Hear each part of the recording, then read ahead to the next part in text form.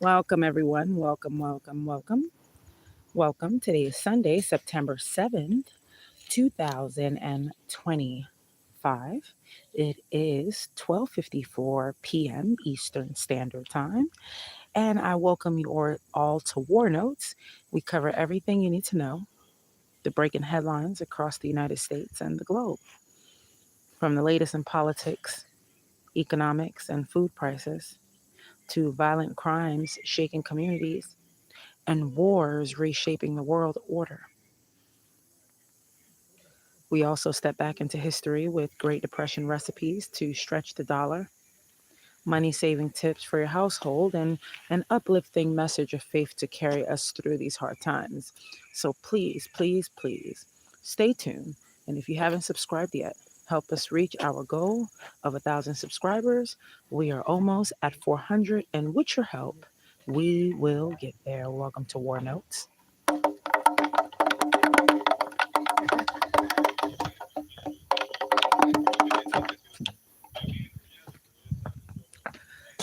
So, again, good afternoon, my dear listeners, and welcome to War Notes.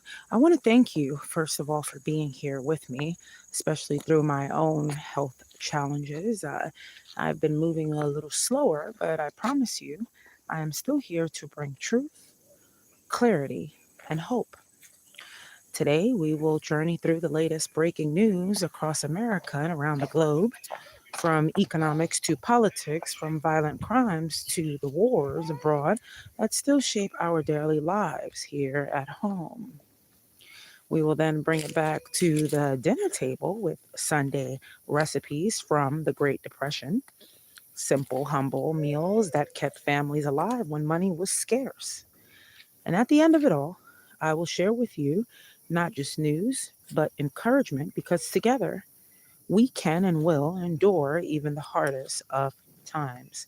So please grab a chair, lean in, and we'll go ahead and get started now with the latest breaking news and crime of the day. In Washington, D.C., two teenagers have been arrested in connection with the killing of 24-year-old congressional intern Eric Tarpien Jakim. Authorities say a third suspect remains at large. This young man had a promising future ahead of him, and his death is a grim reminder that gun violence and youth crime remain urgent problems in our nation's capital. Meanwhile, across the globe in Melbourne, Australia, tragedy struck when two boys just 12 and 15 years old were fatally stabbed in a gang related incident. Imagine the heartbreak of families who send their children out, expecting them to return home, and they never do. It's a chilling reflection of how violence knows no borders. Friends, my radio listeners, my friends here. When I report these stories, I am not just rattling off headlines. I'm reminding us that crime is a symptom of deeper social failures, lack of opportunity, lack of community support, and systems that fail our youth. And if you are just joining in, I please ask you to stay until the end. I have some really fun recipes for you all, Great Depression recipes that I'm sure you all will enjoy cooking up for your families tonight or possibly next Sunday. However, these tragedies are not isolated. They are warnings, big ones. And until leadership addresses root causes, we will continue to see families torn apart. And before we move on, let me thank you for tuning in today. Please don't forget that we're aiming for 1,000 subscribers. Right now, we're just under 400. If you haven't subscribed yet, please do. Please share this broadcast, help spread the word. We're old school broadcast, radio broadcast, and together we're building more than an audience. We are building a community. Now, when we march over to the economy, inflation, and food prices, it's driving everybody crazy. You behind your phone right now, you behind your computer screen, it's driving you nuts and everybody else nuts. Okay? So, we're going to talk right about the economy because this is the story that affects every single person listening right now. Food inflation in the U.S. rose again in July, with groceries at home costing 2.2% more than last year. Meat, poultry, fish, and eggs are up over 5%. Eggs alone, they're up by 16%. Imagine that. Something as basic as an egg becoming a luxury for families already stretched to their limits. Globally, the FAO Food Index shows inflation spiking across sugar, oils, and dairy products. Climate shocks, heat waves, floods, and droughts are destroying crops. The result is higher prices, tighter wallets, and hungrier people. And I want you to hear this, my listeners. For many households, it's beginning to feel like the Great Depression all over again. It is. I'll give you my own example. I ordered six basic grocery items, just six, and it cost me over $40. That is not sustainable for working families, not at all. Now, folks, listen to me, my radio listeners here. I am Pavio G, your host. And please listen to me when I tell you this is not just about numbers. It's about families standing in grocery aisles trying to decide. Welcome, Abby. Welcome, Fork. Welcome to the radio program. I appreciate you all being here. Decided to leave commentary on today because today is Sunday. And I figured maybe somebody wants to come in and shout out. I apologize for talking a little bit slow. I have a tumor in my head, a brain tumor. It is benign, so it's non cancerous. But I appreciate you all being here. So I'm just taking my time. I'm currently on seizure medication because due to the seizure that I had last week. So I appreciate you all sticking around and listening to me here. So again, it's not just about numbers, folks. It's about families standing in grocery aisles trying to decide, do I buy bread or do I pay for gas? Do I pay rent or do I keep the lights on? That is the American reality right now. And I wanna address that real quick. So you sound like AI. Well, guess what? I think and I believe the reason why I may sound that way to you all listening right now. Welcome, Mason Williams, to the program. The reason why I sound like that is because I am an avid reader and I'm also a writer and an author too as well. And I've written more than 10 books. All you got to do is type my name in. You can find me all over Barnes and Nobles, Amazon, wherever you look for your books. And I'm an avid reader and I believe in speaking as properly as you can because there's times where if I want to talk ebonics or talk a little hood is what I call it, and I talk like that too. It just depends. But I believe that there's a time and there's a place for everything. And the time and the place is not to uh, talk ebonics, shall I say. Some people, that's what they want to call it. Whatever they want, whatever name they want to put on it. But we know, and most of the people that know me here, they know that I know my history very well and still learning. But I'm a big history geek. And so that's why I may sound like I am AI. Thank you, Miss Mason. I appreciate it. Yes, I just have to address that really quickly. The time and place for everything. Some people know how to turn it off, and some people know how to turn it on. I'm a person that I know how to turn it off and turn it on because I consider myself to be educated.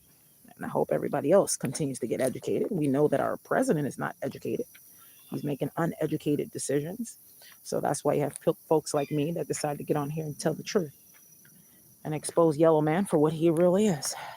So, shall I continue?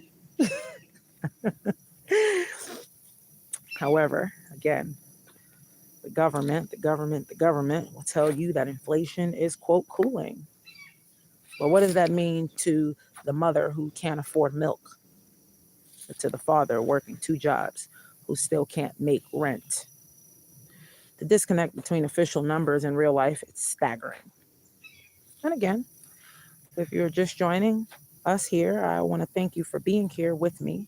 Please subscribe, share, and help us hit 1,000 subscribers so we can keep this channel going and moving along. You know, your support keeps this conversation alive. Because if I don't see any support here, then little by little, what happens? People start to die out. People just say, "Oh, forget it. I'm not gonna get on there and give the news." We're human, right? And support each other is free to do. Click the button. Now, across the globe, tensions are not easing. In Russia, the war in Ukraine continues to drain lives and resources. New reports show escalating drone attacks on Russian oil facilities, while Ukrainian cities suffer fresh bombardments. Each headline may feel distant, But this conflict is reshaping global energy markets and food security. In Africa, discontent grows over foreign powers pushing migrants into their borders. Rwanda and other nations have made it clear they are not eager to receive relocated migrants from Europe. This raises questions about global fairness, responsibility, and how the poorest nations are always asked to carry the heaviest burdens. When we walk over to the Middle East, tensions remain high as new clashes erupt in border zones.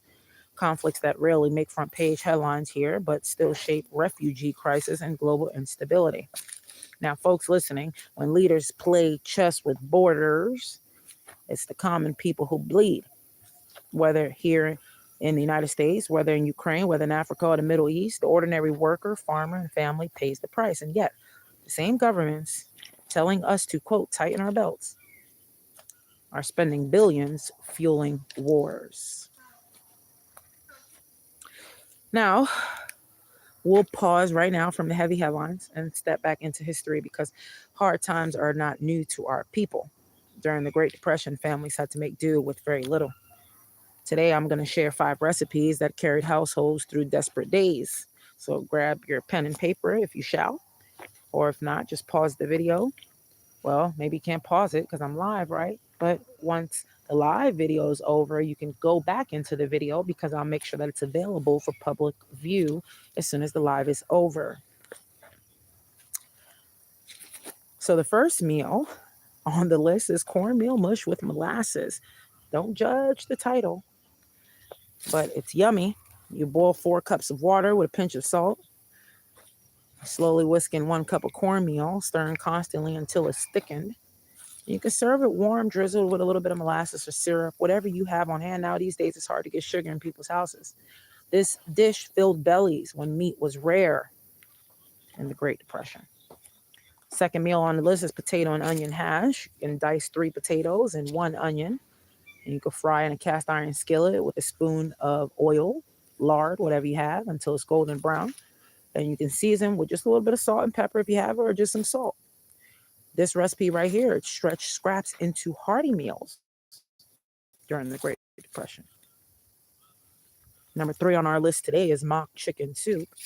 You can bring water to a boil with some chopped carrots and celery and onions if you have it on hand, whatever vegetables you have on hand. You can add broken pieces of biscuit dough or dumplings to mimic noodles if you don't have noodles, or if not, just interchange it with the noodles. Elbow, pasta, whatever you have on hand. You season with some salt and whatever herbs were on hand. You add a little bit of chicken, and that's it.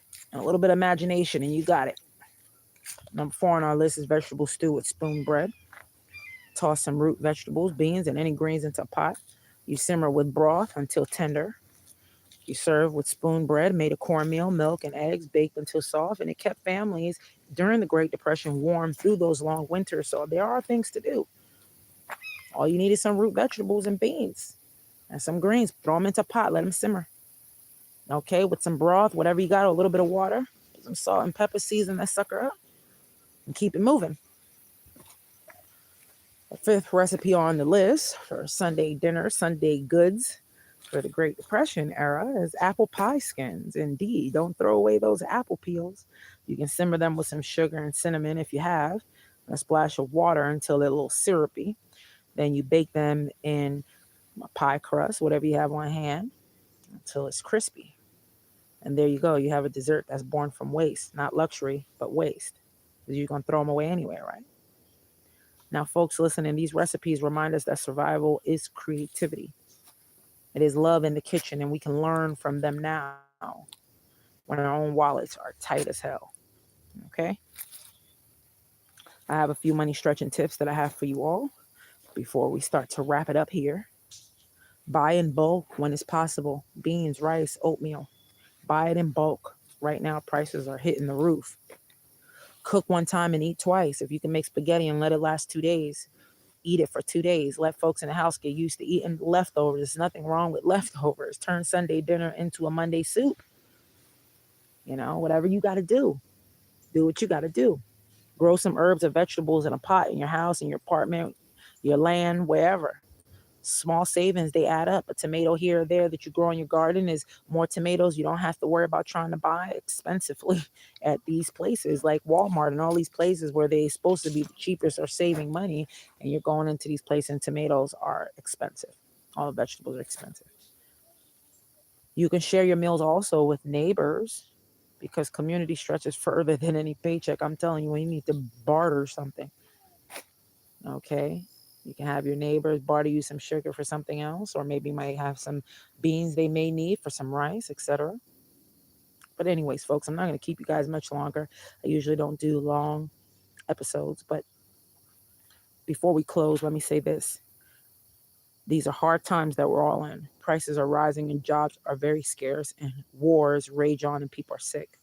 But never forget that hard times don't last forever.